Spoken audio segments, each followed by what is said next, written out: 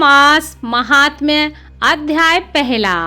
नमस्कार भाइयों बहनों, जय माँ गायत्री। आप सभी का मेरे YouTube चैनल शुभकर्मा ही एस्ट्रो में स्वागत है। आज मैं आप सभी को श्रावण मास महात्म्य अध्याय पहले की कथा सुनाने जा रही हूँ। आज से श्रावण माह शुरू हो गया है और आपको प्रतिदिन मेरे इस चैनल शुभकर्मा ही एस्ट्रो पर श्रावण मास महात्म्य के अध्यायों की कथाएं सुनने को मिलेंगी। आप सभी से अनुरोध है, अगर आप मेरे चैनल पर पहली बार आए हैं तो प्लीज हमारे चैनल को सब्सक्राइब, वीडियो को लाइक और वीडियो को ज्यादा से ज्यादा शेयर करें, ताकि आपके साथ साथ आपके अपने भी इस श्रावण मास के महात्म्य को सुन सकें और भगवान शिव शंकर की आपके घर परिवार पर और सदा आप पर कृपा बनी रहे। सौनक जी बोले, हे सूत, हे महाभाग, आपके मुख कमल से अनेक आख्यानों को सुनते हुए हम लोगों की तृप्ति नहीं होती है, अपितु बार बार सुनने की इच्छा बढ़ती ही जा रही है।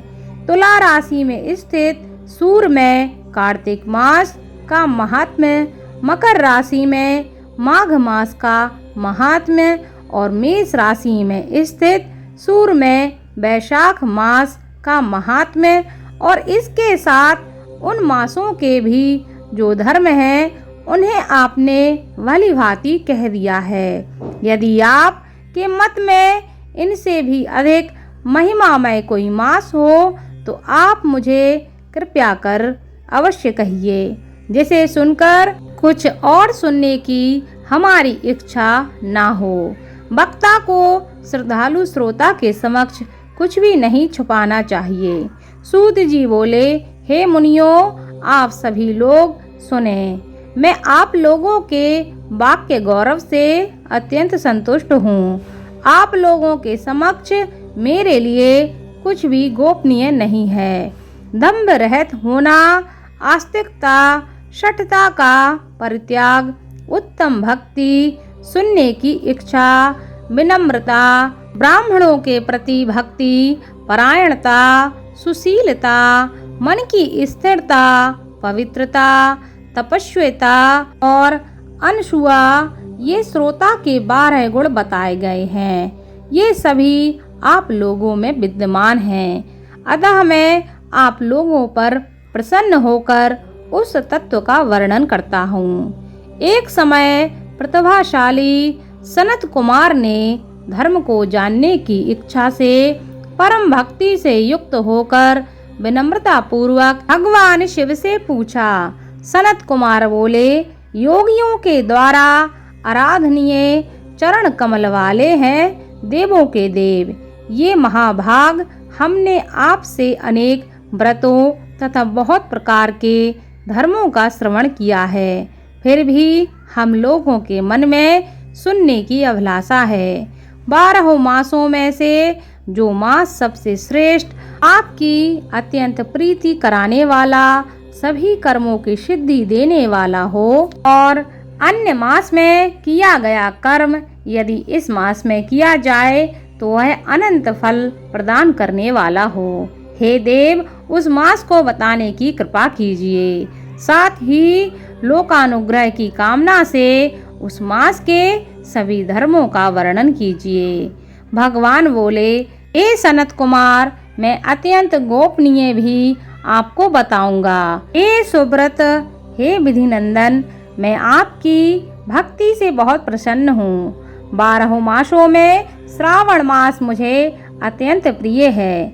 इसका महात्म्य सुनने योग्य है, अतः इसे श्रावण कहा गया है। इस मास में श्रवण नक्षत्र युक्त पूर्णिमा होती है, इस कारण से भी इसे श्रावण कहा गया है। इसके महात्म्य के श्रवण मात्र से यह सिद्धि प्रदान करने वाला है, इसलिए भी यह श्रावण संज्ञा वाला है। निर्मलता गुण के कारण यह आकाश के सदृश्य है, इसलिए नभा कहा गया है।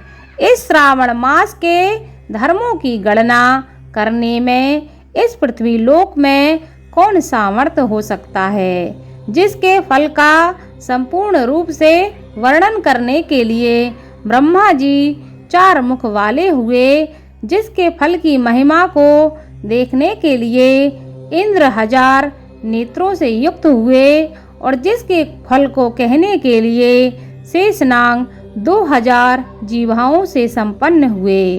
अधिक कहने से क्या प्रयोजन है? इसके महात्म को देखने और कहने में कोई भी सामर्थ्य नहीं है। हे मुनि, अन्य मास इसकी एक कला को भी प्राप्त नहीं कर सकता। यह सभी व्रतों तथा धर्मों से युक्त है। इस महीने में एक भी दिन ऐसा नहीं है जो व्रत से रहित दिखाई देता हो।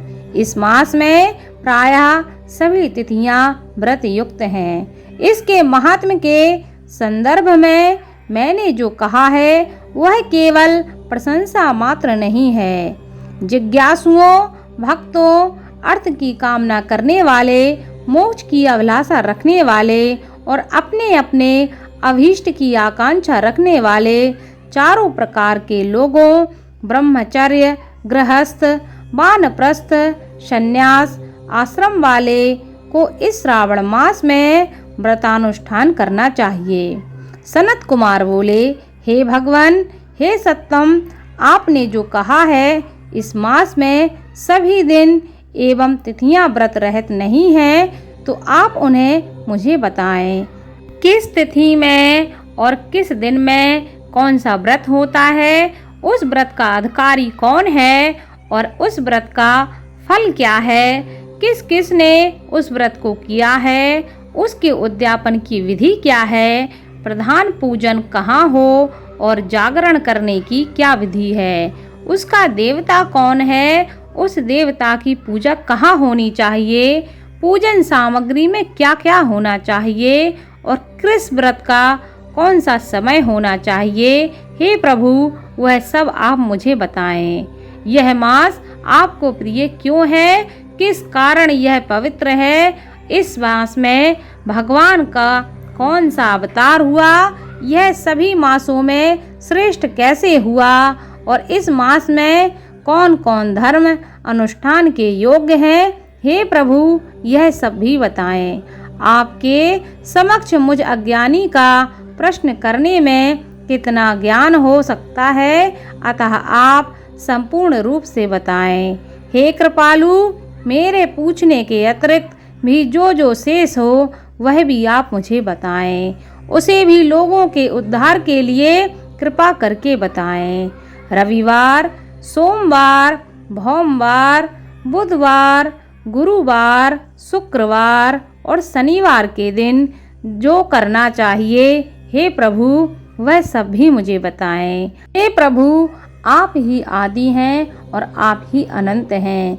आप मुझे सब विधि बताएं।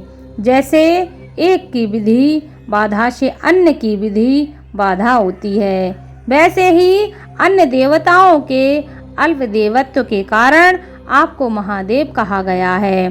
तीनों देवताओं के निवास स्थान पीपल वृक्ष में सबसे ऊपर आपकी स्थिति बताई गई है। कल्याण रूप होने के कारण आप शिव हैं और पाप समूह को हरने के कारण आप हर हर महादेव हैं। आपके आदि देव होने में आपका शुक्ल वर्ण प्रमाण है, क्योंकि प्रकृति में शुक्ल वर्ण ही प्रधान है। अन्य वर्णों को विकृत माना गया है। आप कपूर के समान गौर वर्ण हैं, अतः आप आदि देव हैं। गणपति के अधिष्ठान रूप 4 दल वाले मूलाधार नामक चक्र से, ब्रह्मा जी के अधिष्ठान रूप 6 दल वाले स्वाधिष्ठान नामक चक्र से और विष्णु के अधिष्ठान रूप 10 दल वाले मणिपुर नामक चक्र से भी ऊपर आपके अधिष्ठित होने के कारण आप ब्रह्मा तथा विष्णु के ऊपर स्थित हैं। यह आपकी प्रधानता को व्यक्त करता है। हे देव, एकमात्र आपकी ही पूजा से पंचायतन पूजा हो जाती है, जो कि दूसरे देवता की पूजा से किसी भी तरह संभव नहीं है। आप स्वयं भगवान शिव हैं। आपकी बाईं जांघ पर शक्ति स्वरूपा दुर्गा हैं। दाहिनी जांघ पर गणपति जी हैं।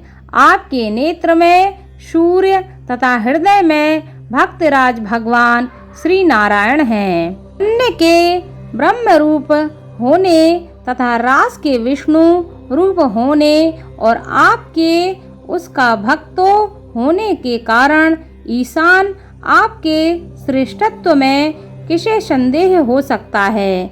आपको विरक्ति की शिक्षा देने हेतु आप शमशान में तथा पर्वत पर निवास करते हैं। पुरुष सूक्त में उतामृत तत्व शेषानो इस मंत्र के द्वारा प्रतिपादन के योग्य हैं, ऐसा महर्षियों ने कहा है। जगत का संहार करने वाले, हलाहल को गले में धारण करने वाले, महाप्रलय की काली अग्नि को अपने मस्तक पर धारण करने वाले आप जैसा इस संसार में सामर्थ्यवान कोई नहीं है। संसार रूप अंधकूप में पतन के हेतु कामदेव को किसने भस्म किया। आप ऐसे हैं कि आपकी महिमा का वर्णन करने में कोई सामर्थ्यवान नहीं है। एक तुच्छ प्राणी मैं करोड़ों जन्मों में भी आपके प्रभाव का वर्णन नहीं कर सकता। अतः आप मेरे ऊपर कृपा करके मेरे प्रश्नों का उत्तर बताएं। इस प्रकार सनत कुमार संवाद में श्रावण मास महात्म्य में पहला अध्याय संपन्न हुआ।